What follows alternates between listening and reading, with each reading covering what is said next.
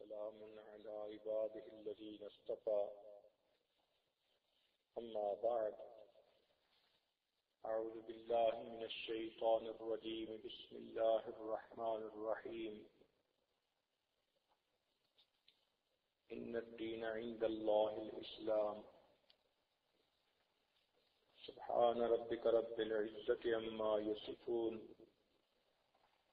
وسلام على المرسلين والحمد لله رب العالمين اللهم صل على سيدنا محمد وعلى آل سيدنا محمد وبارك وسلم اللهم صل على سيدنا محمد وعلى آل سيدنا محمد وبارك وسلم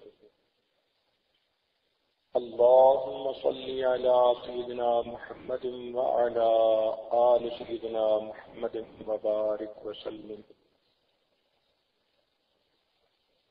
دین اسلام دین فطرت ہے، انسان کو ایسی کامیاب زندگی گزارنے کا طریقہ سکھاتا ہے کہ وہ روتا ہوا دنیا میں آیا تھا مگر ہنستا ہوا دنیا سے واپس جاتا ہے۔ دین اسلام کے خلاف جو طریقہ زندگی بھی ہم اپنائیں گے وہ خلاف فطرت ہوگا، اس کے اندر کامیابی نہیں ہوگی۔ گزشتہ کل کے بیان میں اسی بات کو واضح کرنے کی کوشش کی گئی کہ فطرتی طور پر اللہ تعالیٰ نے عورت کو حیا اور شرم کی نعمت عطا کی ہے۔ اس کا عورت سے نکل جانا، دور ہو جانا خلاف فطرت بات ہے۔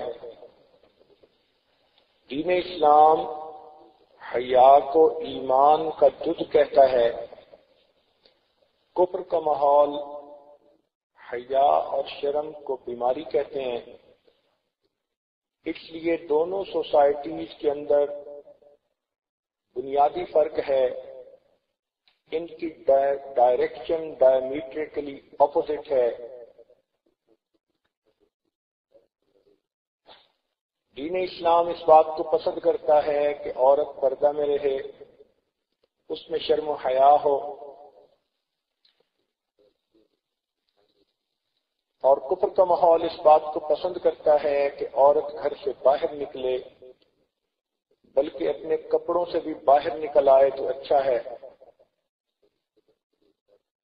نتیجہ کیا ہوا کہ دین اسلام کے مطابق زندگی گزارنے والی عورت جب ماں بنتی ہے اس کو عزتیں ملتی ہیں، اور کفر کے ماحول کی عورت جب ماں بنتی ہے تو اسے کوئی پوچھنے والا نہیں ہوتا۔ خامد ویسے ہی اسے چھوڑ کے دوسری عورتوں کے پیچھے بھاگ جاتا ہے۔ جس اولاد کو وہ پالتی ہے وہ اولاد بھی اس کے پاس نہیں رہتی، تو بیچاری بچوں کی جگہ گھر میں کتوں کو پالتی ہے۔ تنہائی کا عذاب اسے سہنا پڑتا ہے۔ جتنا وہ جوانی میں کلبوں کی زینت بنی تھی، اتنا ہی اب گھر کی تنہائی میں اس کو وقت گزارنا پڑتا ہے۔ پھر بے اختیار کہتی ہے لائف از ویری ڈیفیکلٹ۔ یوں سمجھیے کہ کفر کے ماحول میں عورت اپنی زندگی کا ابتدائی وقت اپنے آخری وقت کو مصیبت بنانے میں گزار دیتی ہے۔ اس لیے وہ عورت بڑھاپے سے ڈرتی ہے، بڑھاپے کا نام سن کر گھبراتی ہے۔ وہ صرف جوان رہنا چاہتی ہے، سمجھتی ہے کہ جب تک میرا جسم جوان ہے تب تک میری قدر ہے۔ تو معلوم ہوا کہ وہاں عورت کی قدر بحیثیت انسان کے نہیں، بحیثیت ایک کھلونا کے ہے۔ جب تک وہ کھلونا کارآمد ہے، کھیلنے کے قابل ہے، اس کی قدر ہے، اور اس کے بعد اس کی کوئی قدر نہیں۔ سارے سال میں ایک دن مدر ڈے کے طور پر منا لیا تو ماں کا حق پورا ہو گیا، یہ کہاں کا انصاف ہے؟ بلکہ ایک واقعہ تو ایسا بھی ہے کہ مدر ڈے کے دن ماں نے اپنے بچوں کے لیے بہت کچھ تیار کیا، ٹائم طے تھا کہ وہ اتنے بجے آئیں گے، ماں ان کو ٹریٹ دے گی، دعوت دے گی اور وہ کھا کے واپس چلے جائیں گے، چونکہ ہر ایک کی اپنی اپنی اپوائنٹمنٹس ہیں۔ ماں بیچاری نے کئی کھانے بنائے، جب وہ وقت آیا تو کبھی گھڑی کو دیکھے، کبھی کھانوں کو دیکھے کہ سال میں آج کا دن ایسا ہے کہ کم از کم بچوں کی شکلیں تو دیکھ لوں گی۔ ماں تو ہر جگہ ماں ہوتی ہے، اس کے اندر مامتا کا جذبہ ایک فطری جذبہ ہے، اسے کوئی نہیں چھین سکتا۔ جانوروں میں ہم نے دیکھا کہ ماں کو بچے سے محبت ہوتی ہے، انسان تو بالآخر انسان ہے۔ تاہم جب وقت آیا، دروازے کی گھنٹی بجی، بڑی خوشی سے اس نے دروازہ کھولا کہ میرے بچے آئیں گے اور بیٹھ کر ہم اکٹھا کھانا کھائیں گے، تو کیا دیکھتی ہے کہ دروازے پر ایک پوسٹ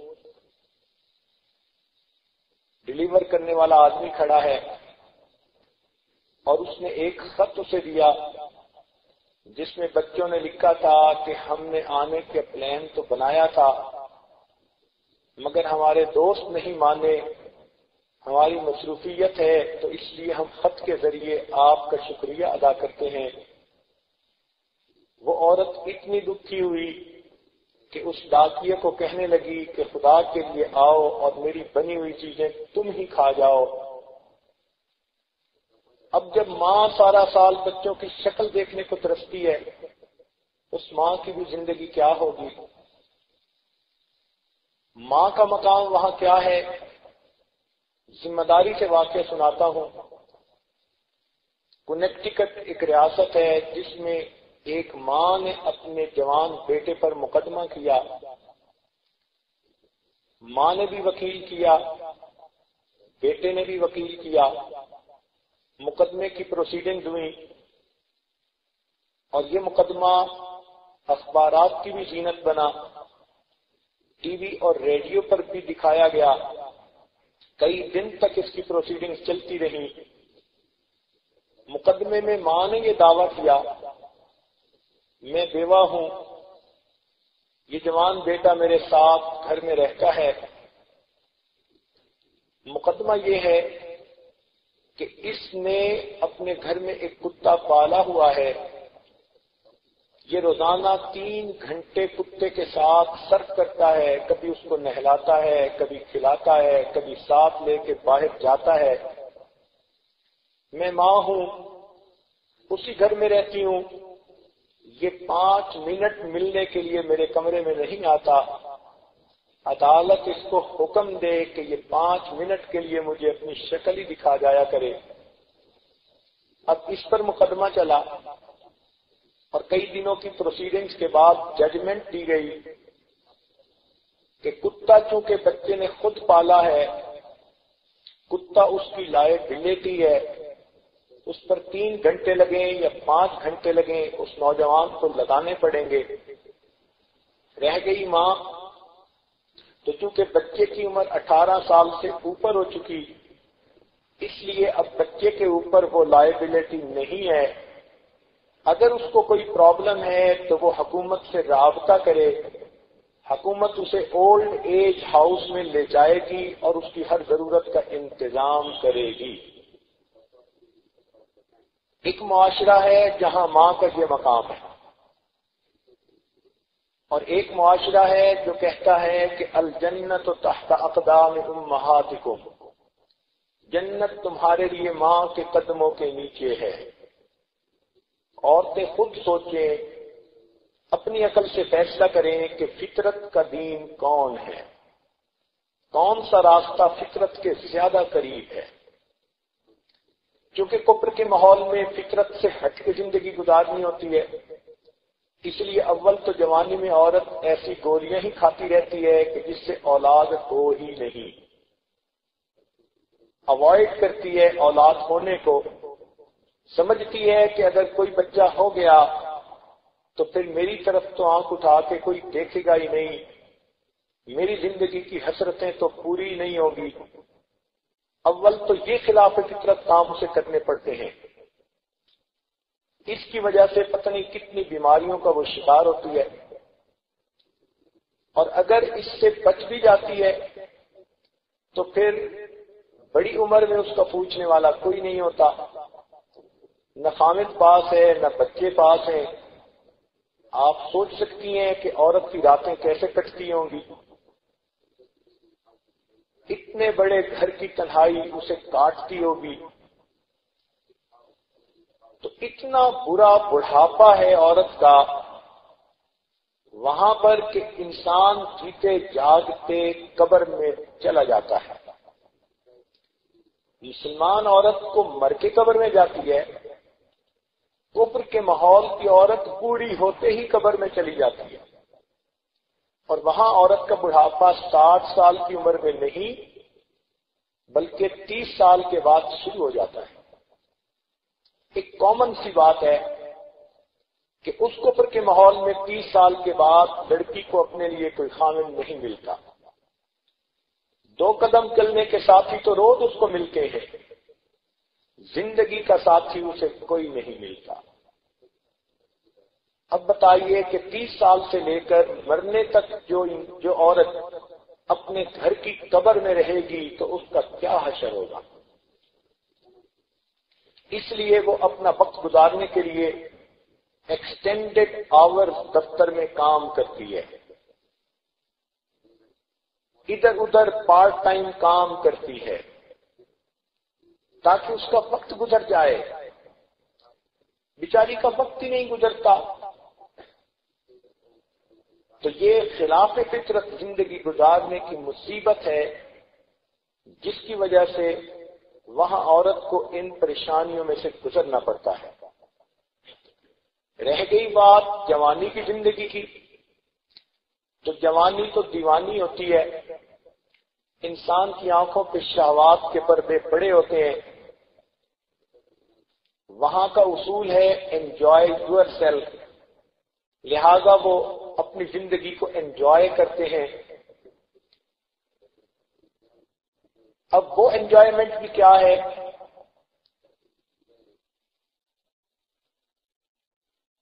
کہ عورت کے لیے ہر بندہ فائدے اٹھانے کی نیت سے اس کے قریب ہوتا ہے، اس کے دکھ درد کا ساتھی کوئی نہیں بنتا، اس کی زندگی کی ضرورتوں کا ذمہ دار کوئی نہیں بنتا۔ حیرانی کی بات ہے کہ ایک جوڑا کے حالات زندگی اس عاجز کے سامنے بتائے گئے، 22 سال دونوں کو اکٹھا رہتے ہو گئے تھے، اور 22 سال کے بعد اس میاں بیوی کے درمیان محبت کا یہ عالم تھا کہ بیوی نے سگریٹ پینی ہوتی تو اپنے خاوند سے ادھار مانگتی تھی، اور خاوند نے سگریٹ پینی ہوتی تو بیوی سے ادھار مانگتا تھا۔ عورت اپنا کماتی اپنا پکاتی، مرد اپنے کھانے کا خود انتظام کرتا، فقط جسمانی ضرورت کے لیے دونوں اکٹھا رہتے تھے۔ اب آپ سوچئے 22 سال جو اکٹھے گزار چکے، اتنی بے حسی، اتنی بے وفائی، اتنی مادہ پرستی کہ اب بیوی اپنے خاوند سے سگریٹ بھی لے کے نہیں پی سکتی، اس کو بورو کرنی پڑتی ہے، پھر اسے واپس کرنی پڑے گی۔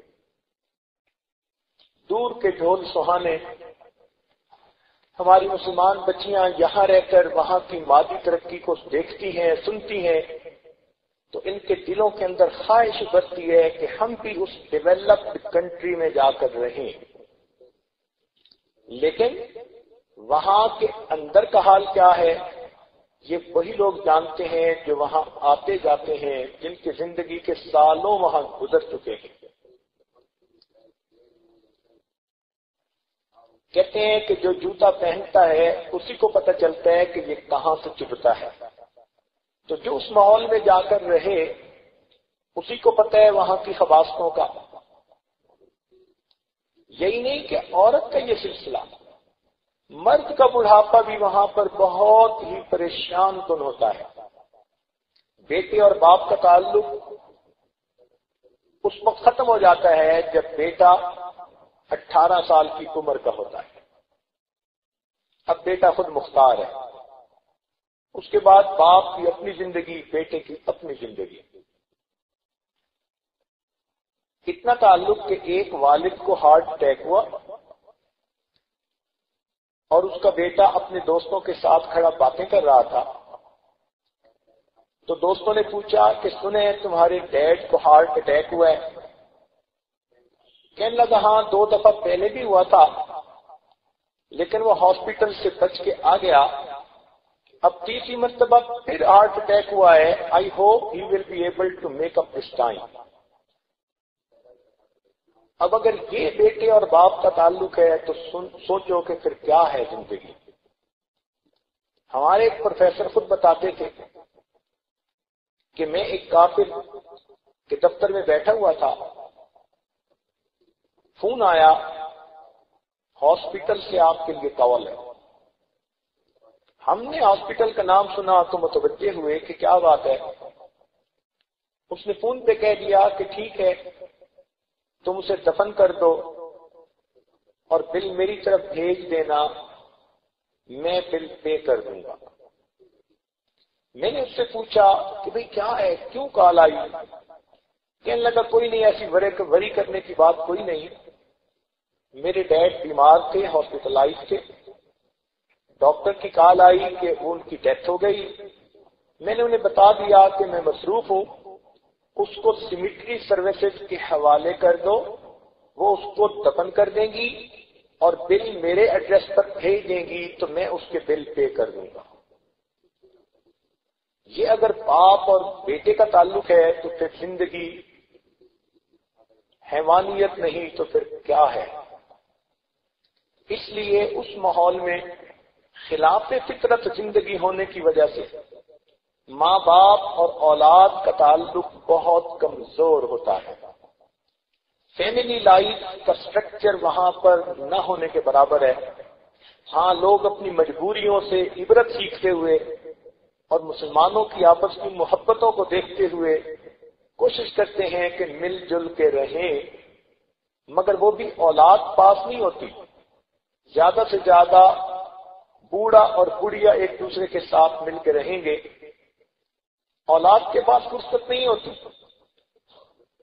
بیٹا کہتا ہے ابو آپ کھانستے رہتے ہیں اور مجھے یہ چیز بالکل برداشت نہیں ہوتی، I don't want to see your ugly face۔ اب آپ اپنے لیے اولڈ ایج ہاؤس میں جگہ ڈھونڈ لیجیے۔ چنانچہ ایک مشہور واقعہ ہے وہاں کا کہ ایک باپ بوڑھا ہوا تو بیٹے نے کہہ دیا کہ اب آپ کھانستے ہو ہر وقت اور اونچا بولتے ہو اور یہ کرتے ہو وہ کرتے ہو، میں ڈسٹرب ہوتا ہوں تو میں آپ کو اولڈ ایج ہاؤس میں لے کے جاتا۔ چنانچہ یہ اس کو اولڈ ایج ہاؤس میں لے کر گیا۔ اب باپ چیخ رہا ہے نہیں میں تمہارے ساتھ رہنا چاہتا ہوں، میں گھر رہنا چاہتا ہوں، یہاں تنہائی ہوگی، میں نہیں رہنا چاہتا۔ باپ چیختا رہا اور بیٹا اسے وہاں دھکیل کے حوالے کر کے واپس چلا گیا۔ اللہ تعالیٰ کی شان دیکھیے کہ باپ کی عمر اللہ نے لمبی کر دی، اس کو کہیں 20-25 سال اس اولڈ ایج ہاؤس میں رہتے رہتے گزر گئے۔ یہ بچہ بھول ہی گیا کہ میرا کوئی باپ تھا یا نہیں، کیونکہ حکومت کی طرف سے وہاں ہر ضرورت پوری ہو جاتی ہے۔ بوڑھا بھی نا امید ہو گیا تھا، رابطہ ختم ہو گیا۔ 25-30 سال کے بعد یہ بوڑھا ایک دفعہ اپنے کمرے سے باہر نکلا تو کیا دیکھتا ہے کہ ایک بوڑھے کو اس کا بیٹا دھکیل رہا ہے کہ نہیں تم یہیں رہو، اور وہ چیخ رہا ہے، چلا رہا ہے نہیں میں تمہارے پاس رہنا چاہتا ہوں، مجھے یہاں مت چھوڑ کے جاؤ۔ بوڑھا نے بہت شور مچایا، نوجوان اسے بالآخر چھوڑ کے چلا گیا۔ تو اس بوڑھے نے اس کو اپنی طرف بلایا اور کہا کہ کیوں روتے ہو، کیا بات ہے؟ یہاں بوڑھوں کے لیے ہی تو رہنے کی جگہ بنی ہوئی ہے، اور ہم آپس میں دوستی کر لیتے ہیں۔ جب دونوں کا آپس میں تعارف ہوا تو پہلا بوڑھا باپ تھا اور دوسرا بوڑھا اس کا وہ بیٹا تھا۔ اب اگر یہ زندگی ہے تو اس زندگی سے تو اللہ توبہ۔ ہمارے جوان بچے بچیوں کو چاہیے کہ وہ عقل کے ناخن لیں اور دین اسلام کی قدر کریں۔ ہمارے ماحول میں اگر برائیاں میں کیا ہے تو وہ ہماری بدعملی کی وجہ سے ہے۔ احکام شریعت کے اندر حسن ہے، نبی علیہ السلام کی مبارک سنتوں کے اندر خوبصورتی ہے۔ اگر ہماری زندگی شریعت و سنت کے مطابق ہو تو ہمیں اس دنیا میں جنت کے مزے آئیں۔ تو اس لیے اگر کوئی یوں کہے کہ جی مسلمانوں میں بھی یہ ہوتی ہیں، تو مسلمانوں میں اس وقت ہوتی ہیں جب وہ اسلام کی بجائے کفر کے طریقوں کو اختیار کر لیتے ہیں۔ جب مسلمان بن کے رہتے ہیں تو پھر ان میں الفتیں اور محبتیں ہوتی ہیں، پیار ہوتا ہے، گھر کے سارے افراد ایک دوسرے کے دکھ درد کے ساتھی ہوتے ہیں، کانٹا ایک کو چبھتا ہے اور آنسو دوسرے کی آنکھ سے آتا ہے۔ پھر بھائی بیمار ہوتا ہے تو بہن ساری رات جاگتی ہے، سجدے میں پڑھ کے رو کے بھائی کی صحت کے لیے دعائیں مانگ رہی ہوتی ہے۔ یہ ہے فطرت کے مطابق زندگی جو دین اسلام نے ہمیں عطا کی۔ اس لیے اس عاجز نے کل ایک بات سمجھائی کہ اسلام حیا کا علمبردار ہے اور کفر کا ماحول بے حیائی کا علمبردار ہے۔ اس لیے ہمیں کفر کے ماحول سے نفرت ہونی چاہیے، اسلام کے ساتھ ہمیں فطری محبت ہونی چاہیے۔ نوجوان بچیاں اپنی کم علمی کی وجہ سے، نا تجربہ کاری کی وجہ سے وہ بھی انہی کفر کے طریقوں کو اپنا لیتی ہیں، یا ان کی تمنا رہتی ہے کہ ہمارا طرز زندگی بھی وہی بن جائے۔ چنانچہ ریڈیو ٹی وی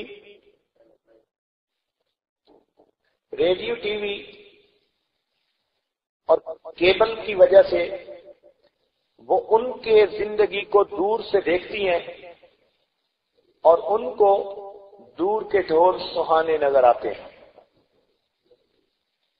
آپ نے دیکھا ہوگا کہ یہ ڈش چھتری کی مانند ہے، مگر اس کا رخ الٹا ہوتا ہے۔ یوں سمجھ لیجئے کہ جس گھر میں ڈش لگ گئی انہوں نے اللہ رب العزت کی رحمت کی چھتری کو الٹا کر دیا۔ میں تو جس گھر میں اس منحوس چیز کو دیکھتا ہوں تو فوراً دل میں یہ تصور جاتا ہے کہ کلمہ کی برکت سے اللہ تعالیٰ کی رحمت کی چھتری ان کے سر پہ تھی، انہوں نے اس منحوس چیز کو لگا کے رحمت کی چھتری کو الٹا کر دیا۔ پھر کہتے ہیں جی اولاد نیک نہیں بنی، ماں باپ کی فرما بردار نہیں بنی۔ جو خدا کا وفادار نہیں وہ پھر ماں باپ کا بھی وفادار نہیں۔ اس لیے اپنے بچوں کو دین کی زندگی سکھائیے تاکہ ان کی زندگی فطرت کے اصولوں پر آ جائے، اور نوجوان بچیوں کو بھی چاہیے کہ وہ اپنے آپ کو ایک مومنہ عورت بن کر زندگی گزارنے کے لیے تیار کریں۔ مومنہ عورت سب سے زیادہ اپنے ایمان کی حفاظت کرتی ہے اور اس کے بعد اپنی عزت و آبرو کی حفاظت کرتی ہے۔ جب جوانی کی عمر میں بچی قدم رکھتی ہے تو اس کو ارد گرد سے بہت قسم کے لوگوں سے واسطہ پڑتا ہے، جن میں سے سب کے سب اس کے دشمن ہوتے ہیں۔ جان کے دشمن نہیں، عزت و آبرو کے دشمن، مگر یہ سب دوستی کے رنگ میں آتے ہیں، اپنے بن کے آتے ہیں، کوئی کزن کے رنگ میں، کوئی دور کے رشتہ دار کے رنگ میں، کوئی کلاس فیلو کے رنگ میں۔ دیکھنے میں وہ اپنے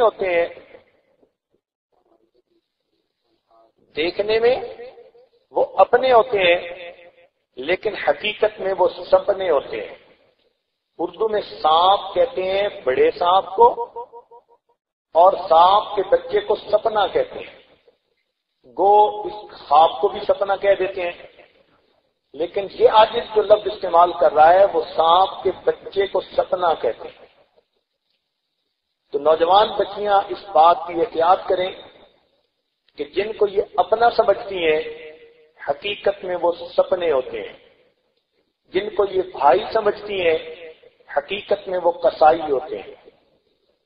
ان کی عزت و ناموس کے لیے وہ خطرے کی گھنٹی ہوتے ہیں، اس لیے شریعت کی حدود کے اندر رہتے ہوئے تعلق رہے، اور جو کوئی پرسنل ریلیشن شپ بنانے کی کوشش کرے تو یہ لڑکی اس کو اسی وقت ٹکا کے جواب دے دے تاکہ دوسری مرتبہ اس کو کوئی بات کرنے کا موقع ہی نہ ملے۔ دل میں مخلوق کی محبت کا ہونا انسان کی بدبختی کی دلیل ہوتی ہے۔ آج ایسا وقت آ چکا کہ لوگوں نے فاسق کا نام عاشق رکھ دیا اور فسق کا نام عشق رکھ دیا۔ گناہ کا تعلق ہوتا ہے اور کہتے ہیں جی ہمیں ایک دوسرے کے ساتھ عشق ہے۔ یہ عشق نہیں، یہ فسق ہے۔ کسی خاکی کے مت کر خاک اپنی زندگانی کو، کسی خاکی پہ مت کر خاک اپنی زندگانی کو، جوانی کر فدا اس پر دیا جس نے جوانی کو۔ دیکھیں، مکھی کے پر ہوتے ہیں مگر مکھی کو پروانہ نہیں کہتے، اس لیے کہ وہ گندگی کی طلبگار ہوتی ہے۔ تو جس کے دل میں مخلوق کی محبت، وہ انسان نہیں، مقام انسانیت سے گر چکا۔ اہل دل اس کو دل نہیں کہتے جو تڑپتا نہ ہو خدا کے لیے۔ انسان وہی ہے جس کا دل اللہ کی محبت میں تڑپے، اور یہ جو دنیا کے تعلقات ہیں یہ تو جسموں کا ملاپ ہوتا ہے۔ اس لیے ان باتوں سے بہت زیادہ پرہیز کرنے کی ضرورت ہے۔ جوان العمر بچیاں جس طرح گھر کے کاموں میں اپنے ماں باپ کو ہاں کہتی ہیں، اسی طرح ان کو ایک لفظ نہ بھی سیکھنے کی ضرورت ہے۔ جب بھی ان کے ساتھ کوئی زیادہ تعلق بنانے کی کوشش کرے تو وہ کھلے لفظوں میں نہ کہنے کی عادت ڈالیں۔ یہ بہادری ہے، یہ ان کا جہاد ہے، یہ اپنی عزت و ناموس کی حفاظت ہے۔ یاد رکھنا، جو بچی کسی کو کلیئرلی نہ نہیں کہہ سکتی اس کی عزت ہر وقت خطرے میں ہوتی ہے۔ تو نہ کرنا بھی سیکھنا چاہیے اور اس کو اپنا فرض منصبی سمجھنا چاہیے۔ چھٹی حص سے کام لیا کرے۔ اللہ تعالیٰ نے عورت کو ایک حص دی ہے جس کو چھٹی حص کہتے ہیں۔ وہ چھٹی حص بتا دیتی ہے کہ بولنے والا کس اسٹیشن سے بول رہا ہے، بات کرنے والا کس مقصد کے لیے بات کر رہا ہے۔ ہر عورت کی چھٹی حص اس کو فوراً خطرے کے بارے میں بتا دیتی ہے۔ تو عورت اپنی چھٹی حص سے کام لے۔ یہ چھٹی حص اس کے لیے ریڈار کی مانند ہے۔ جس طرح فوجی ریڈار پر دیکھتا ہے کہ دشمن کی طرف سے میزائل آیا، دشمن کی طرف سے جہاز آیا، تو وہ پہلے سے ہی ڈیفنس کے لیے تیار ہوتا ہے، بلکہ ریڈار پر دیکھ کر وہ دشمن کے کسی ایسے ریڈار کو، ایسے کسی جہاز کو آنے ہی نہیں دیتا، واچ فل رہتا ہے۔ اسی طرح اللہ تعالیٰ نے عورت کو چھٹی حص ریڈار کی مانند دی۔ یہ ریڈار اسے بتاتا ہے کہ کس بندے نے جو فکرہ کہا کس مقصد کے لیے کہا۔ تو جیسے ہی آپ کا ریڈار آپ کو خطرے کی گھنٹی بتائے، آپ فوراً اپنی حفاظت کریں۔ اپنی عزت و ناموس کی حفاظت کر کے آپ اللہ تعالیٰ کی نظر میں سرخرو ہوں۔ حدیث پاک میں آتا ہے کہ اگر کسی لڑکی کو کوئی مرد اپنی طرف متوجہ کرنے کی کوشش کرے اور وہ کہے کہ نہیں میں اللہ سے ڈرتی ہوں، تو اللہ تعالیٰ قیامت کے دن اس کو اپنے عرش کا سایہ عطا فرمائیں گے۔ تو آپ نو کہہ کر اللہ تعالیٰ کے عرش کے سائے کی مستحق بن جایا کریں۔ اللہ رب العزت کی محبت آپ کو نصیب ہوگی جب آپ اللہ کے لیے دنیا کو ٹھوکر ماریں گے۔ رہ گئی بات کہ نکاح ہونا ہے تو اس نکاح کے وقت ماں باپ بھی ہیں، بات چلے گی، ماں باپ کے ذریعے سے آگے بڑھے گی، آپ کی بھی رائے پوچھی جائے گی، اس وقت جو مل جل کر فیصلہ ہوگا اس مشورے کے اندر برکت ہوگی۔ بچی کو خود اس بات کی ضرورت نہیں ہوتی کہ وہ اس چکر میں پڑے کہ جی مجھے کل کو فیصلہ کرنا ہے اس لیے میں کیسے نہ کروں۔ یاد رکھیں 100 میں سے 99 بندے جو قریب ہوتے ہیں وہ سب کے سب اپنے وقتی کام کے لیے ہوتے ہیں۔ عورت ایک بات ذہن میں اچھی طرح بٹھا لے کہ عورت کے معاملے میں مرد اپورچونسٹ ہوتے ہیں، موقع پرست ہوتے ہیں۔ جس مرد کو کسی عورت نے برائی کا، تنہائی کا موقع دے دیا، وہ مرد اس موقع کو ضرور اویل کرے گا، چاہے وہ جوان ہے اور چاہے وہ 60 سال کا بوڑھا ہے۔ بوڑھے اور جوان کا عورت کے معاملے میں کوئی فرق نہیں۔ چنانچہ جوان لڑکی گزر رہی ہوتی ہے، جوان بیٹا بھی اس کو شہوت کی نظر سے دیکھتا ہے، اسی وقت اس کا سفید بالوں والا باپ بھی اس بچی کو شہوت کی نظر سے دیکھتا ہے۔ تو عورتیں اس بات کو اچھی طرح سمجھنے کی کوشش کریں، مرد کے معاملے میں بہت محتاط رہیں، بلکہ قرب قیامت میں نبی علیہ السلام نے ارشاد فرمایا ایسا وقت آئے گا کہ محرم مرد اپنی محرم عورتوں کے ساتھ برائی کے مرتکب ہوں گے۔ ہم قرب قیامت کے اس دور میں زندگی گزارتے ہیں اور ہمیں اس قسم کی ادھر ادھر سے اطلاعات، شکایات ملتی ہیں۔ لہذا عورت کو چاہیے کہ زندگی کا اصول بنائے، غیر محرم سے بیزار رہے اور محرم سے ہوشیار رہے۔ غیر محرم سے بیزار رہے، اس کی شکل دیکھنی بھی پسند نہ کرے۔ غیر محرم سے بیزار رہے اور محرم سے ہوشیار رہے۔ جتنے تعریفیں کرنے والے لوگ ہیں ان میں ایک خامد ہے کہ جو عورت کے بارے میں مخلص ہو سکتا ہے۔ خامد کے علاوہ، باپ کے علاوہ کوئی بھی جو تعریفیں کر رہا ہے اس تعریف کے پیچھے کوئی نہ کوئی اس کا مقصد ہے۔ اس بات کو اچھی طرح سمجھنا چاہیے۔ جوان بچیاں کم عمر، کم علم ہوتی ہیں، وہ ان ہتھ کنڈوں کو نہیں سمجھتی اور جھوٹی تعریفوں کے چنگل میں پھنس جاتی ہیں۔ اور آج کل کے نوجوان تعریفیں کرنے کے ماہر ہیں۔ یوں لگتا ہے کہ انہوں نے عورت کی تعریفیں کرنے میں پی ایچ ڈی کی ڈگری کر لی ہے۔ ہر وقت یہ سوچتے رہتے ہیں کون سا فکرہ بولوں، کون سی بات کہوں کہ وہ لڑکی خوش ہو جائے، اس لیے کہ خوشی سے بات آگے بڑھے گی۔ اور ہر نوجوان یہ جھوٹ بولتا ہے کہ میں آپ کو اپنانا چاہتا ہوں۔ 100% جھوٹ ہوتا ہے۔ اپنانے کا مطلب صرف اتنا ہوتا ہے کہ میں آپ کے ساتھ کچھ وقت گزارنا چاہتا ہوں۔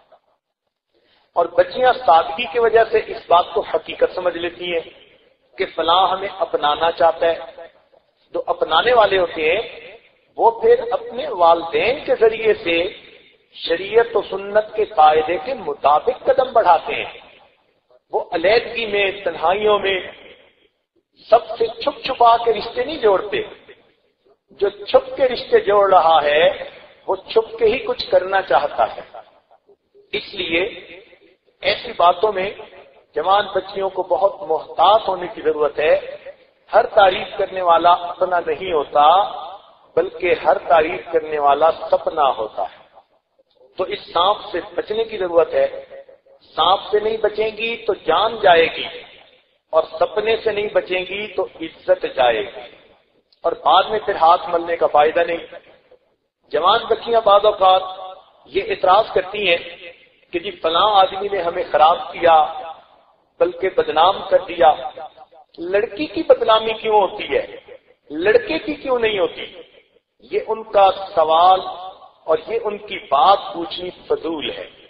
ذرا ایک مثال سن لیجئے کہ اگر ایک آدمی کے پاس گوشت ہے، بوٹیاں بنی ہوئی ہیں، اور وہ اس کو ٹرے میں ڈال کے سر کے اوپر رکھ کے گلی میں سے گزرتا ہے، اور کوئی کوا اس میں سے بوٹی اٹھا کے لے جاتا ہے، تو آپ کوے کو برا کہیں گی یا اس بندے کو برا کہیں گی؟ ہر سمجھدار بندہ اس آدمی کو برا کہے گا کہ تم نے تو گوشت کی حفاظت ہی نہیں کی، اس لیے کہ کوے نے تو بوٹی لینی ہے، اس کی تو فطرت ہے، اس کا تو کام ہے۔ تو کوئی بندہ کوے اور پرندے کو برا نہیں کہتا، ہر بندہ اسی کو برا کہے گا کہ جس نے گوشت کو چھپا کے نہیں رکھا۔ تو اگر 2 کلو گوشت کو کوئی نہ چھپائے اسی کو برا کہتے ہیں، تو جو بچی اپنے 60-70 کلو کے گوشت کو نہ چھپائے پھر کس کو برا کہیں گے؟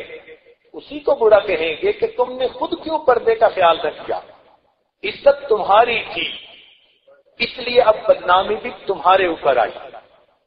ایک اور مثال سن لیجئے، ایک آدمی کے ہاتھ میں فرض کرو $10,000 ہے، اور وہ ان کو ہاتھ میں پکڑ کے جا رہا ہے، غیر لوگوں کے اندر سے ایک سے سب انجان قسم کے، ناواقف قسم کے لوگ ہیں۔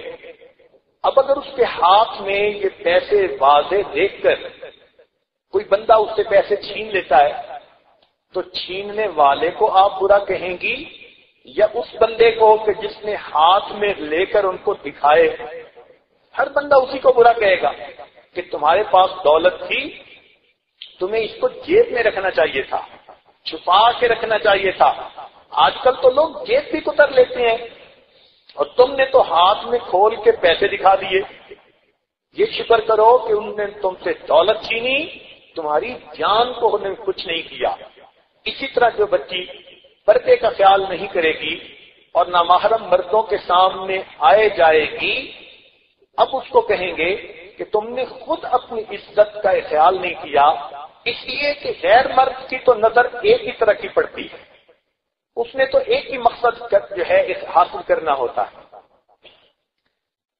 اچھا یوں بتائیے، ایک مثال اور ابھی ذہن میں آئی کہ اگر کوئی کسی بجلی کی تار کو ہاتھ لگا دے اور اسے جھٹکا لگے اور وہ شکوہ کرے کہ یہ دیکھو بجلی کتنی بری ہے، ہر بندہ کہے گا بجلی بری نہیں، اس کی تو فطرت ہے، یہ برے تم ہو کہ تم نے اس کو انگلی لگائی کیوں، قریب آئی کیوں۔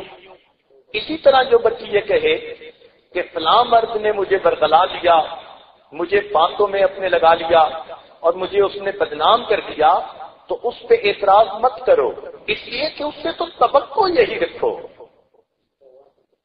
عزت کی حفاظت عورت نے اپنی خود کرنی ہوتی ہے۔ اسی لیے جن بچیوں کے دامن پہ دھبے لگ جاتے ہیں ان کی ساری زندگی برباد ہو جاتی ہے۔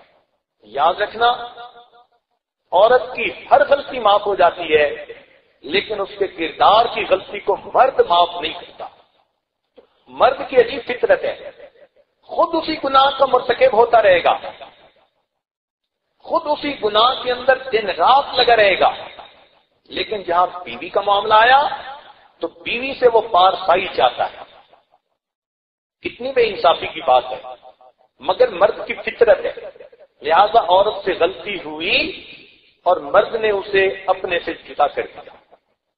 کتنے گھر اس کی وجہ سے گزرتے ہیں، کتنی بچیاں اس کی وجہ سے برباد ہوتی ہیں، ساری زندگی برباد رہتی ہیں، نہ ادھر کے رہے نہ ادھر کے رہے، نہ خدا ہی ملا نہ وصال سا۔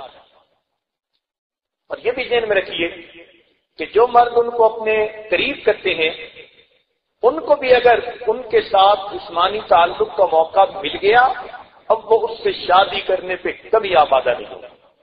چنانچہ اس عاجز کے سامنے ایک کیس آیا کہ جس میں ایک لڑکے نے اپنی رشتہ دار لڑکی کو بہت غلط طریقے سے استعمال کیا۔ جب بات آگے بڑھی، دونوں طرف کے ماں باپ بھی رضامند ہو گئے کہ بھائی شادی ہی کر دیتے ہیں، لڑکا راضی نہیں۔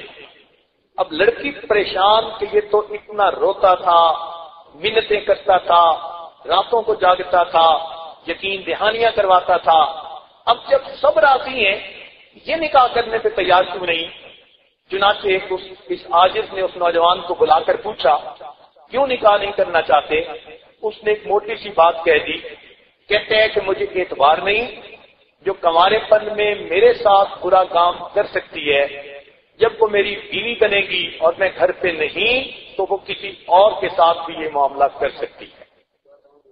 تو یوں سمجھیے کہ جس بچی نے کسی مرد کو اپنے اوپر اختیار دے دیا وہ ہمیشہ کے لیے اس کی نظر میں بے اعتبار بن گئی۔ یہ نہیں کہ اس سے پیار بڑھتا ہے بلکہ عورت بے اعتماد بن جاتی ہے۔ وہ مرد اس کو کبھی بیوی کے طور پہ نہیں اپنائے گا، بیوی کے طور پہ مرد کی یہ فطرت ہے، وہ اسی کو اپنائے گا کہ جس کو وہ نیک اور پارسا سمجھے گا، اس کو اپنے بچوں کی ماں بنائے گا اور باقیوں کے ساتھ اس نے وقت گزارنا ہے۔ اس لیے جس طرح مرد کو جہاد کے لیے ہر طرف سے حملے کا خطرہ رہتا ہے، جوان بچی کو اپنی عزت کے معاملے میں ہر طرف سے خطرہ رہتا ہے، اور اللہ نے گھر میں اس کا یہ جہاد بنا دیا، اس کو چاہیے کہ اپنی عزت و آبرو کی حفاظت کرے۔ ماں باپ کو بھی چاہیے کہ وہ اپنے جوان بچوں کی خیر خبر رکھیں۔ یہ کہاں کا انصاف ہے کہ بچے تو پیدا ہو گئے، اب ذرا بڑے ہوئے تو ان کو ان کے حال پر چھوڑ دیا، ان کو تر لقمے میں کھلاتے ہیں، ان کی ہر خواہش ماں باپ پوری کر دیتے ہیں، اور پھر اس بات کا خیال بھی نہیں رکھتے کہ ان بچوں کی زندگی گزر کیسی رہے۔ یہ جو نئی تہذیب کی تعلیم ہے یہ انسان کے اندر سے انسانیت کو جلدی نکال دیتی ہے۔ ہم سمجھتے تھے کہ لائے گی فراغت تعلیم، ہم سمجھتے تھے کہ لائے گی فراغت تعلیم، کیا پتا تھا کہ چلا آئے گا الحاد بھی ساتھ۔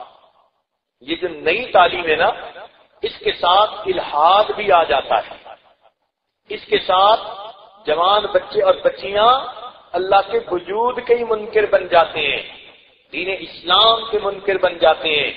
تو ماں باپ کی یہ ذمہ داری کہ ان بچوں کو دیکھتے رہیں، واچ فل رہیں، یہی تربیت ہے۔ یوں تو تربیت کے عنوان سے مستقل کئی بیانات پہلے کیے گئے، انشاءاللہ اس مرتبہ بھی تربیت کے عنوان سے مزید کچھ باتیں کہی جائیں گی۔ تاہم جوان بچوں کے بارے میں چند باتیں اس وقت بھی ذہن میں آ رہی ہیں تو ذرا سن لیجئے۔ سب سے اچھا دستور تو ہمارے بزرگوں کا تھا۔ گھر کے دو حصے ہوتے تھے، ایک مردان خانہ اور ایک زنان خانہ۔ زنان خانے میں عورتیں ہوتی تھیں، مردان خانے میں مرد ہوتے تھے۔ ضرورت کے وقت مرد عورتوں میں آتے تھے یا ضرورت کے وقت گھر کی عورتیں مردوں میں جاتی تھیں۔ اپنی زندگی ویسے علیحدہ تھی۔ باپ بیٹوں پہ نظر رکھتا تھا، ماں بچیوں پہ نظر رکھتی تھی۔ یہ سب سے بہتر سیٹ اپ تھا جو ہمارے بزرگوں کا رہا ہے۔ لیکن اب ماشاءاللہ کوٹھیاں بننی شروع ہو گئی، کمرے بیڈ روم زیادہ ہوتے ہیں، لہذا ہر بچے اور بچی کا کمرہ جدا۔ یہ سمجھ لیں کہ یہی بیماری کی ابتدا، یہی گناہوں کی ابتدا کہ بچے کی اٹھتی جوانی اور اس کو ایک کمرہ دے دیا جاتا ہے جہاں وہ کمرے کو بند کر کے کچھ وقت اپنی مرضی سے گزارتا ہے۔ اچھا اگر کمرے زیادہ بھی ہیں تو ایک دستور سمجھ لیں کہ بچے جن کمروں میں رہیں ان کے اندر کے لاک نہیں ہونے چاہیے۔ لاک صرف اس کمرے میں ہو جس میں میاں بیوی رہتے ہوں، باقی کسی کمرے میں لاک کی کوئی ضرورت نہیں۔ بھائی اتنی سی بات ہے کہ بھائی نے بہن کے کمرے میں جانا ہے تو کھٹکھٹائے اور دروازے کی اجازت ملنے پہ کھولے، مگر ماں کو اجازت کی بھی ضرورت نہیں۔ اگر بیٹے کے کمرے میں جانا ہے، ماں نے جانا ہے تو دروازہ کھٹکھٹائے، اور اگر باپ نے جانا ہے تو اجازت کی کوئی ضرورت نہیں۔ تو یہ گھر کا اگر اصول بن جائے کہ بچوں کے علیحدہ علیحدہ بیڈ روم میں مگر ان کے اندر کے تالے لاک ختم کر دیے جائیں، اور یہ دستور گھر کا ہو کہ بیٹے کے کمرے میں باپ جب چاہے بغیر اجازت جا سکتا ہے، بیٹی کے کمرے میں ماں جب چاہے بغیر اجازت جا سکتی ہے، آپ یوں سمجھیں کہ آپ نے بچوں کی آدھی تربیت کر لی۔ اس لیے کہ بہت ساری ایسی باتیں کہ جو بچے تنہائیوں میں بیٹھ کے کرتے ہیں وہ پھر ڈر کی وجہ سے نہیں کر سکیں گے، اور یہ ماں باپ کا حق ہے کہ ماں باپ ان پر نظر رکھیں۔ بچے یہ نہیں کہہ سکتے کہ ہمیں پرائیویسی نہیں مل رہی۔ تمہاری پرائیویسی کی زندگی شادی کے بعد شروع ہوگی، شادی سے پہلے ماں سے بیٹی کی کوئی پرائیویسی نہیں اور باپ سے بیٹے کی کوئی پرائیویسی نہیں۔ تو شریعت نے یہ حق دیا ہے ماں باپ کو، اس لیے آپ اس اصول کو گھر میں ذرا گھر کی تنہائی اسے کاٹتی ہوگی کا دروازہ لگا دیا، اور اب اس کے پاس 10 گھنٹے رات کے ہیں۔ اب وہ 10 گھنٹے چاہے تو انٹرنیٹ پہ پورنوگرافی کی فلمیں دیکھے، چاہے تو سیل فون کے اوپر کسی سے باتیں کرے۔ آپ حیران ہوں گی کہ ایک بچی جو نیکوکار تھی، بہت اچھی تھی، مگر کسی کزن نے اس کو نیکی کے راستے سے ہٹا دیا۔ اس نے بالآخر سیل فون کے ذریعے اس سے نکاح بھی کر لیا اور ماں باپ کو اس کا پتہ ہی نہیں۔ 3 سال کے بعد پتہ چلا کہ ہماری بیٹی تو کسی سے نکاح کر چکی ہے۔ جب ایسی مثالیں ہوں معاشرے میں تو پھر بہت احتیاط کی ضرورت ہے۔ بیٹی کو ہرگز اجازت نہ دیں کہ وہ کمرہ بند کر کے اپنے 10 گھنٹے گزارے۔ تو بچوں کے کمروں کو لاک نہیں ہونے چاہیے۔ نمبر 1، باپ کو اجازت ہو جب چاہے بیٹے کے کمرے میں بلا اجازت اچانک جائے، ماں کو اجازت ہو جب چاہے بیٹی کے کمرے میں بغیر اجازت اچانک جائے۔ اگر آپ نے یہ روٹین گھر کے اندر ڈیولپ کر لی تو اب سمجھ لیجئے کہ آپ کے بچوں کو 50% گناہ کے موقع ختم ہو گئے۔ رہ گئی باقی بات، تو اس کا ایک اصول اور سن لیجئے کہ بچوں کے سونے اور جاگنے کا ٹائم آپ فکس کر دیں۔ بچوں کے سونے اور جاگنے کا ٹائم آپ فکس کر دیں، چاہے 6 گھنٹے یا 7 گھنٹے۔ فجر میں اٹھنا سب کے لیے لازمی ہے اور عشاء کے بعد اتنے بجے سونا سب کے لیے لازمی ہے۔ اگر وہ کہیں ہم نے پڑھنا ہے، ان کو کہو کہ دن کی روشنی میں پڑھو اور رات کی تاریکی میں آرام کرو۔ پڑھنے کے نام پر بچے سب برائیوں کا وقت نکال دیتے ہیں۔ ماں باپ سو جاتے ہیں کہ جی بچی پڑھ رہی ہے اور بچہ پڑھ رہا ہے، اور ان کو کیا پتا ہوتا ہے کہ بچہ اس وقت کس کام میں لگا ہوا ہوتا ہے۔ گھنٹوں بچے آج 6 گھنٹے متواتر چیٹنگ میں گزارتے ہیں، اس لیے پڑھائی میں بھی فیل ہوتے ہیں، نہ دنیا کے رہے نہ دین کے رہے۔ صبح کو فجر میں اٹھنا مشکل، ماں کہتی ہے نماز پڑھو تو نماز پڑھنا مشکل۔ تو ایک اصول بنا لیجئے گھر میں کہ بچوں کے لیے سونے کا ٹائم متعین ہو۔ اچھا، اگر پڑھنے والے بچے ہیں اور 1-2 گھنٹے پڑھنے ہیں تو ماں جاگے، کبھی ماں کی طبیعت ٹھیک نہیں تو باپ جاگے۔ جب تک بچے جاگ رہے ہیں ماں باپ میں سے کسی ایک کو جاگنا ہے، اور جو ٹائم طے ہے اس پر بچے کو لازمی سونا ہے۔ ماں اپنے بیٹی کی کمرے کی لائٹ آف کرے اور اس کو بستر پہ سلا کے پھر نکل آئے اور پھر سوئے، اور پھر اٹھ کے دیکھے بھی صحیح کہ کیا وہ سوئی ہی ہوئی ہے یا کہیں کھوئی ہوئی ہے۔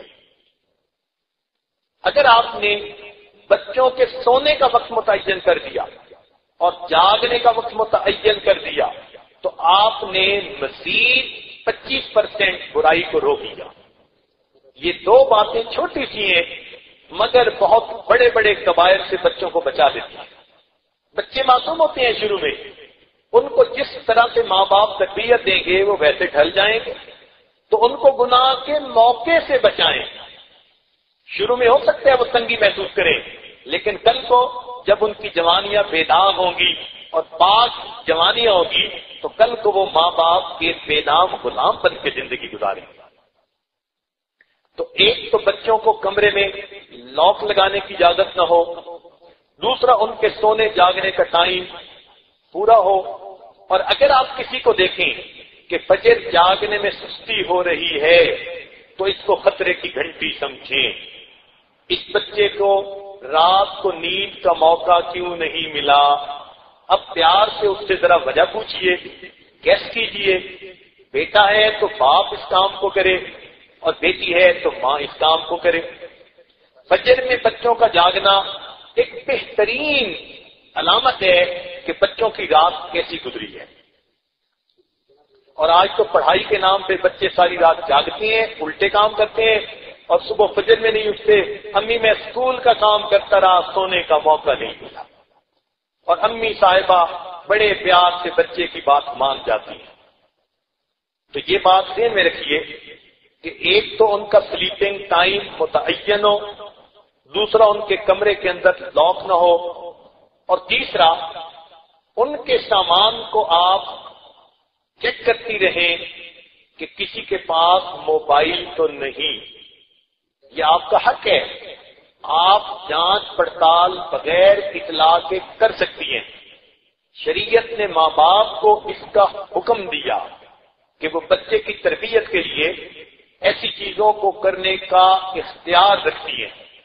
اس کے کمرے میں دیکھیں، اس کے کپڑوں میں دیکھیں، چیک کرتی رہیں کہ اس کے پاس فون تو نہیں. اول تو خود لے کے دینے کی ضرورت ہی نہیں. جو لے کے دیتے ہیں یوں سمجھ لیں کہ وہ ان کو ایک برائی کا ٹکٹ کٹوا کے دے رہے ہیں. پھر ان کا کیا، ہر بچے اور بچی کے ہاتھ میں فون کا ہونا یہ کہاں کی ضرورت ہے؟ تو اول تو ایک عمر میں ان کو دینا ہی نہیں چاہیے. ہاں شادی کے بعد ان کو لے کر دیا، کوئی ضرورت ہے تو اپنی جگہ. اسٹوڈنٹ شپ میں کیا ضرورت ہوتی ہے؟ تو اول تو ان کے پاس فون ہونا نہیں چاہیے. ہو بھی صحیح تو پھر اس بات پہ نظر رکھیں کہ اس فون کے SMS میسج کیسے ہوتے ہیں. بچہ نہانے گیا اس کا فون چیک کریں، بچہ گھر کے کام میں گیا فون چیک کریں، بیٹی کچن میں بیٹھی کھانا کھا رہی ہے اس کا فون چیک کریں. ویسے تو وہ فون کو اس طرح چھپا کے رکھتے ہیں جس طرح اپنے گناہوں کو چھپاتے ہیں. ان کو پتا ہوتا ہے کہ ہمارے فون کے اندر سب کچھ کچا چٹا موجود ہے. لیکن جب آپ بھی ٹو رکھیں گی اس لیے کہ آپ نے شیطان کے راستے کو بند کرنا ہے تو آپ کو اس پر اجر ملے گا. یہ تجسس نہیں کہلائے گا بلکہ یہ تربیت کہلائے گی. تو آپ بیٹی کا فون لیں اور ذرا اس کے SMS میسج کو ریڈ کرنا سیکھیں. یہ کہاں کا انصاف ہے کہ فون تو لے کے دے دیتے ہیں اور ماں کو پتہ ہی نہیں کہ فون پہ ہوتا کیا ہے. تربیت بھی سیکھنی پڑتی ہے. تو اس بات کو چیک کرتے رہیں. اگر آپ نے اس کے میسیجز چیک کر لیے اور اس کی ای میل کو بھی چیک کرتی رہیں. ای میل ایڈریسز آپ کو معلوم ہونے چاہیے. یہ بچوں کے وہ راز ہیں کہ اگر ماں باپ کو اس کا پتہ ہوگا تو بچے بالکل سیدھے رہیں گے، اور اگر نہیں پتہ ہوگا تو انہی کی وجہ سے بچے ماں باپ کے بھی نافرمان اور پھر ماں باپ کو جہنم میں لے جانے کا بھی ذریعہ بنے. اور ایک اصول آخری اور کہ بچہ گھر میں کوئی CD لائے تو ماں باپ کی اپروول سے لائے. آج کل CDs پر وہ بدماشیاں ہو رہی ہیں الامان بالحفیظ، اور آپ چیختا رہا. بچہ جب چاہتا ہے CD لے کے آ جاتا ہے. ماں سمجھتی ہے کہ یہ CD آ گئی بچے کے کالج کے کام کی، اور بچہ وہاں بیٹھ کر 3 گھنٹے کی فلم دیکھ رہا ہوتا ہے. نیوڈ فلمیں دیکھتے ہیں بچے. تو اس لیے اس بات پہ بھی چیک رکھیں کہ یہ بچہ بھول ہی گیا کہ میرا کوئی باپ، یا دوسری تو ماں باپ کی اپروول سے آئے ورنہ نہیں آیا. اگر ان چند باتوں پہ آپ نظر رکھیں تو یوں سمجھیں کہ 90% گناہوں کے مواقع ختم ہو گئے. اب باقی 10% کو آپ اپنی ججمنٹ پہ جو ہے وہ پہچانے. بچے کے اٹھنے بیٹھنے، آنے جانے، اس کے سونے جاگنے سے اس کا پتہ چل جاتا ہے. اور اس کا اصول یہ ہے کہ جب بچہ نیکی میں سستی کرنے لگے تو سمجھ لیں کہ کہیں نہ کہیں بیماری موجود ہے. مصلی سے محبت نہیں، مسجد میں نہیں آتا، جماعت میں نہیں آتا. جب آپ عبادت کو اپنے بچے کے لیے بوجھل محسوس کریں، پھر سنیں اور دل کے کانوں سے سنیں۔ جب آپ یہ محسوس کریں کہ بچے کے لیے عبادت کرنی بوجھل بن گئی ہے، سمجھ لیں کہ کہیں نہ کہیں دال میں کالا ہے۔ اس لیے کہ جس کے دل کے اندر صفائی ہوگی، نیکی کرنا اس کے لیے آسان ہوگا۔ ایسی بچی نیکی میں کوئی رکاوٹ محسوس نہیں کرے گی، ایسا بچہ نیکی میں کوئی رکاوٹ محسوس نہیں کرے گا۔ تو جب آپ نے ان باتوں پر عمل کر لیا تو گویا آپ نے اپنے پیارے بچوں کو جہنم پہ جانے والے راستوں سے ہٹا دیا۔ کچھ لوگ ہوتے ہیں نا جو جہنم کے راستوں پہ لے جانا چاہتے ہیں، ماں باپ ان کو جہنم کے راستوں سے بچانا چاہتے ہیں۔ جیسے نبی علیہ السلام نے ارشاد فرمایا، لوگوں تمہاری مثال ایسے ہے کہ جیسے کچھ لوگ ہیں جو جہنم کی طرف بھاگے چلے جا رہے ہیں اور میں تمہیں کمر سے پکڑ پکڑ کے پیچھے ہٹا رہا۔ تو یوں سمجھیے کہ باہر کے لوگ ہمارے بچوں کو جہنم کی طرف کھینچ رہے ہیں، اس لیے کہ وہ شیطان کے ایجنٹ ہیں، نمائندے ہیں، اور ہم ماں باپ، ہم رحمان کے نمائندے ہیں۔ ہم نے ان بچوں کو جہنم سے ہٹا کے نیکی کی طرف لے جانا ہے، جنت کا گھر دکھانا ہے۔ اچھا دیکھیے جوان بچیاں، ذرا یہ بات توجہ سے سنیں کہ اگر آپ ایک چوراہے پر بیٹھی ہیں اور دونوں طرف سے ٹریفک آ رہی ہے، مگر ایک راستہ جاتا ہے قید خانے کو، پریزن کو، جیل کو، اور دوسرا راستہ جاتا ہے آپ کے گھر کو۔ اب آپ کے پاس جب بھی کوئی گاڑی آ کے رکتی ہے تو لکھا ہوتا ہے کہ جیل جا رہا ہوں، آپ کو فری رائڈ دینا چاہتا ہوں، بیٹھ جائیے۔ تو کیا آپ اس پر بیٹھیں گی؟ نو کہیں گی، دیکھیں گی بھی نہیں اس کی طرف۔ جب بھی کوئی گاڑی رکے گی اور لکھا ہوگا کہ جیل جانے والی گاڑی اور لکھا ہوگا کہ فری سواری اویلیبل ہے، تو آپ فری رائڈ کبھی نہیں لیں گی، آپ کہیں گی مجھے جیل نہیں جانا۔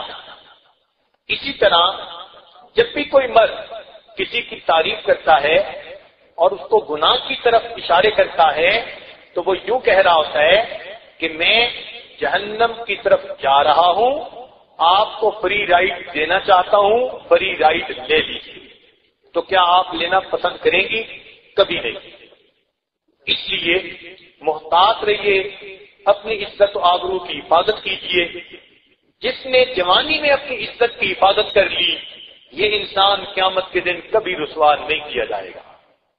در جوانی توبہ کردن شیوے پیغمبری، در جوانی توبہ کردن شیوے پیغمبری، وقت پیری گرگ ظالم میں شبد پرہیزگار۔ جوانی میں نیکی کرنا، توبہ کرنا، یہ پیغمبروں کا شیوا ہے، اور بوڑھا ہو کر تو بھیڑیا بھی بڑا پرہیزگار بن جاتا ہے۔ اس لیے کہ اب بکری ہاتھ کیوں نہیں آتی۔ تو جوانی کے اندر اپنی عزت و ناموس کی حفاظت کرنا اور بے داغ جوانی لے کر جانا، اس کے لیے دعائیں اللہ سے مانگا کریں۔ روز 2 رکعت نفل پڑھ کے دعا مانگیں، اے مالک آج کے دن میری عزت سلامت رہی اور تو نے میرے لیے آج کا دن عافیت والا دن بنا دیا۔ اے اللہ مجھے امتحانوں سے بچانا، اے اللہ مجھے شیطان سے بھی بچانا، اور جو انسان کی شکل میں شیطان پھرتے ہیں اے اللہ مجھے ان سے بھی بچا لینا۔ تو جب یہ بچی 2 رکعت نفل پڑھ کے روز ایمان کی حفاظت کی دعا مانگے اور 2 رکعت نفل پڑھ کے اپنی عزت و آبرو کی حفاظت کی دعا مانگے، اللہ تعالیٰ اس بچی کے ایمان اور عزت و آبرو دونوں کی حفاظت فرمائے۔ ایمان اور عزت و آبرو، ان دو کے علاوہ زندگی کی کوئی بھی پریشانی ہے اس کا کوئی نہ کوئی حل موجود ہے۔ یاد رکھنا، اس کی اہمیت اس لیے زیادہ بتائی جا رہی ہے کہ ایمان سے اگر کوئی محروم ہو گیا اس کا کوئی حل نہیں، اگر عزت و آبرو کوئی کھو بیٹھا اس کا کوئی حل نہیں۔ ان دو کے علاوہ زندگی کی کوئی بھی چیز ہے، ہر چیز کا نعم البدل ہو سکتا ہے، مگر ایمان اور عزت و آبرو کا بدل کوئی نہیں ہو سکتا۔ لِكُلِّ شَيْءٍ إِذَا فَارَقْتَهُ عِوَضٌ وَلَيْسَ لِلَّهِ إِنْ فَارَقْتَ مِنْ عِوَضٍ۔ اے دوست، دنیا میں جس چیز سے تو دور ہوا تیرے لیے کوئی نہ کوئی اس کا بدل موجود ہے، لیکن تو اللہ تعالیٰ سے دور ہو گیا تو تیرے لیے اللہ کا بدل کوئی موجود نہیں۔ اس لیے اس کی حفاظت کیجیے، اور اس کی حفاظت کا طریقہ یہ کہ ہم دین اسلام سے محبت رکھیں اور کفر اور کافری سے نفرت رکھیں۔ نبی علیہ السلام نے ہمیں دعا سکھائی، رضیت باللہ ربا وبمحمد نبیا وبالاسلام دینا۔ کتنی پیاری دعا ہے، دل میں ٹھنڈک ڈال دینے والی۔ صبح و شام اس کو پڑھا کریں، اللہ تعالیٰ ایمان کی حفاظت فرما دیتے ہیں۔ تو اس لیے ان باتوں کو ذرا دل کے کانوں سے سن کے اپنے زندگی میں لاگو کر لیجئے۔ ایک حدیث ہے نبی علیہ السلام کی کہ جو کوئی تمہارے منہ پہ تعریف کرے تم اس کے منہ میں مٹی ڈالو۔ بچیوں کو اس کا شاید پتہ ہی نہیں ہوتا، اور آج کے دور میں بچیوں کو اس کی زیادہ ضرورت پیش آتی ہے، اس لیے کہ جو بھی مرد گناہ کے لیے ان کے قریب ہوتا ہے وہ تعریف کے راستے سے قریب ہوتا ہے۔ تو نبی علیہ السلام کی حدیث کو ہر وقت ذہن میں رکھیں کہ جو منہ پہ تعریف کر رہا ہے تو وہ کسی نہ کسی مقصد کے لیے کر رہا ہے۔ اگر میں منہ میں مٹی نہیں ڈال سکتی تو کم از کم نو کے ذریعے اس کو اپنے سے دور تو کر سکتی، ڈانٹ پلائیے، اس کو جرأت نہ ہو۔ اس لیے شریعت نے کتنا پیارا اصول بتایا، کبھی غیر محرم سے بات کرنے کی ضرورت پڑ ہی جائے فلا تخضعن بالقول، تم بات کو ایسے انداز سے کرو کہ اس کو ایک سے دوسرا فکرہ بولنے کی جو ہے وہ جرأت ہی نہ ہو۔ جب تک عورت عزت و ناموس کے معاملے میں مضبوط ہے، مرد اس کا کوئی نقصان نہیں کر سکتا۔ جب عورت ڈھیلی ہوگی تب مرد کو جرأت ہوگی۔ اس لیے اللہ کریم نے اپنے قرآن میں جہاں چوری کا تذکرہ کیا، السارق والسارقۃ، چور مرد کا تذکرہ پہلے، عورت کا تذکرہ بعد میں، اس لیے کہ چوری مردانگی کے خلاف ہے، مرد کو الزام زیادہ آتا ہے کہ اس نے کتنا برا کام کیا۔ اور جہاں زنا کا تذکرہ ہوا فرمایا الزانیۃ والزانی، زانیہ عورت اور زانیہ مرد۔ عورت کا تذکرہ پہلے کیوں کیا؟ اس لیے کہ جب تک عورت کی طرف سے ڈھیل نہ ملے مرد اس گناہ کا مرتکب نہیں ہو سکتا۔ تو رب کریم نے فطرت کے اصول بتا دی۔ اس لیے قرآن مجید کی آیت سے بھی پتہ چلتا ہے کہ عزت و ناموس کی حفاظت کا زیادہ ذمہ عورت کے اپنے اوپر ہے۔ اس کا یہ مطلب نہیں کہ اگر کوئی مرد ان سے گناہ کرے گا تو مرد کو عذاب نہیں ہوگا، نہیں، عذاب تو مرد کو یقیناً ہوگا، مگر ایک دنیا کی بدنامی بھی تو ہوتی ہے، وہ تو عورت ہی کے پلے پڑتی ہے۔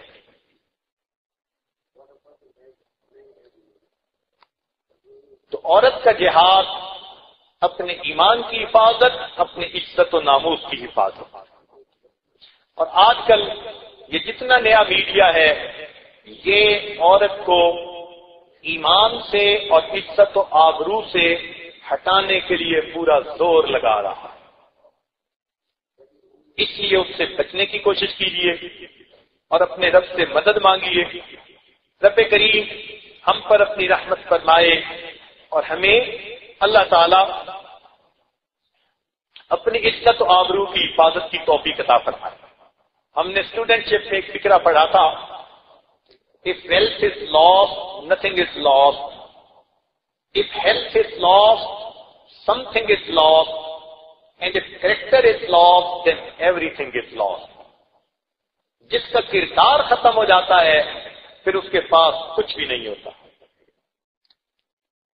اس لیے کہتے ہیں کہ 4 چیزیں بے وقت بن جاتی ہیں، یہ دانا کا قول ہے۔ 4 چیزیں بے وقت بن جاتی ہیں۔ جب سر سے کوئی بال اتر جائے تو بے وقت ہوتا ہے، اس کی کوئی قیمت نہیں ہوتی۔ سر سے اترے ہوئے بال کی کوئی قیمت نہیں ہوتی۔ اسی طرح آسمان سے گرے ہوئے ستارے کی کوئی قیمت نہیں ہوتی۔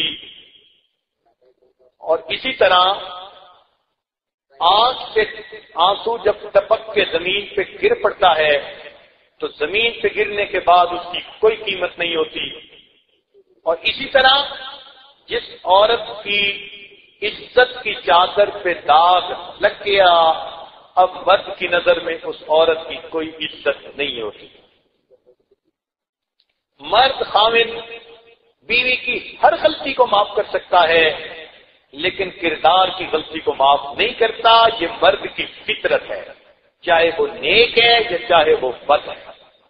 عورتیں اس فطرت کو سمجھیں اور اپنی عزت و ناموس کی حفاظت کریں اور اپنے رب سے اس کے لیے مدد مانگیں۔ رب کریم ہمیں نیکوکاری کی زندگی عطا فرمائے۔ قرآن مجید میں عورتوں کی جہاں خوبیاں بتائی گئیں کہ یہ پاک دامن عورتیں ہیں، فلاں عورتیں ہیں، وہاں ان کے لیے ایک لفظ لگایا گیا غافلات۔ غافلات کا کیا مطلب؟ کہ وہ عورتیں جن کو ان برائیوں کے طریقوں کا پتہ ہی نہیں، ہوا ہی نہیں لگی۔ شریعت نے اس کو اچھا کہا، عورت کی صفت بتلایا ہے۔ تو بہترین عورت وہ ہے نہ خود کسی کو دیکھے اور نہ کسی کو دیکھنے کا موقع دے، اور اس قسم کی واہیات باتوں کی آپس میں ڈسکشن بھی نہ کرے۔ یہ بھی ایک برائی کا ذریعہ۔ نیک بچیاں اپنی کلاس فیلوز کے ساتھ جب ہر ٹاپک پہ باتیں کرتی ہیں تو خود تو گھر میں ٹی وی نہیں یا نیکی کا ماحول ہے، لیکن اس کی دوست اس کو اپنے سب کچھ تجربات جب بتاتی ہے تو اس کے دل میں پھر برائی کی لہر دوڑ پڑتی ہے۔ تو اس لیے بچیاں اس بات سے بھی محتاط رہیں کہ فحاشی، بے حیائی، گناہ کے ٹاپک پر دوسری لڑکیوں سے بھی گفتگو سے پرہیز کریں، اس سے بھی پرہیز کریں۔ اس لیے کہ جتنا ان کو اس چیز کی ہوا لگے گی اتنا ان کا نفس ان کو برائی سے آمادہ کرے گا۔ یوں سمجھیے یہ برائی آگے اور ہم نے آگ کے قریب بھی نہیں جانا کہ ہمیں تپش بھی محسوس نہ ہو۔ اس لیے ہر بچی دوستی کے قابل نہیں ہوتی۔ یہ نہیں کہ کوئی آپ کی کلاس فیلو ہے آپ اسے اپنی دوست بنا لیں، نہیں، چن کے دوست بناتے ہیں، دیکھ بھال کے دوست بناتے ہیں۔ سب قسمیں ایک جیسی نہیں ہوتی۔ جس کو آپ نیک سمجھیں، اچھی سمجھیں، اس کے ساتھ بھلا دوستی کا تعلق بھی رکھیں، اور ورنہ سب کے ساتھ ضابطے کی جو ایک تعلقات ہوتے ہیں وہ سب کے ساتھ رکھیں جو رشتہ داری میں ہوتے ہیں، مگر جس کو دوستی کہتے ہیں کہ دل کی باتوں کو شیئر کرنا، وہ نہ کریں، بلکہ یہ عاجز کو کہتا ہے کہ بیٹی کو چاہیے کہ وہ اپنی ماں کو دوست بنا لے۔ ماں سے زیادہ خیر خواہ دنیا میں اس کا کوئی نہیں ہو سکتا۔ بیٹے کو چاہیے آج کے ماحول میں اپنے باپ کو دوست بنا لے، باپ سے زیادہ اس کا خیر خواہ کوئی نہیں ہو سکتا۔ ماں باپ کے دل اولاد کے لیے اخلاص والے ہوتے ہیں، اس لیے حدیث پاک میں آتا ہے کہ ماں باپ کی دعائیں اولاد کے بارے میں اللہ تعالیٰ اس طرح قبول کرتے ہیں جیسے کہ بڑے بڑے اولیاء کی دعائیں قبول کی جاتی ہیں۔ کس لیے؟ اس لیے کہ ماں باپ جیسے بھی ہوں اولاد کے بارے میں مخلص ہوتے ہیں، اولاد کے بارے میں ان کے دل میں خلوص ہوتا ہے، اس لیے تو ان کی دعائیں قبول اللہ کے ہاں اس اخلاص کی وجہ سے۔ کہتے ہیں ایک بزرگ تھے، ان کی والدہ فوت ہوئی، اللہ تعالیٰ نے الہام فرمایا، اے میرے بندے، جس کی دعائیں تیری حفاظت کرتی تھی وہ ہستی دنیا سے اٹھ گئی ہے، اب ذرا صبر کے قدم اٹھانا۔ ہمیں کیا پتا ماں باپ کی دعائیں کہاں کہاں ہماری حفاظت کر رہی ہوتی۔ تو اس لیے یہ اصول سمجھ لیں بچیاں کہ زندگی میں اگر دوست بنانا ہے تو اپنے کنوارے پن میں اپنی ماں کو بنائیں، اور اگر شادی کی زندگی تو پھر محبتوں کا مرکز اپنے میاں کو بنائیں۔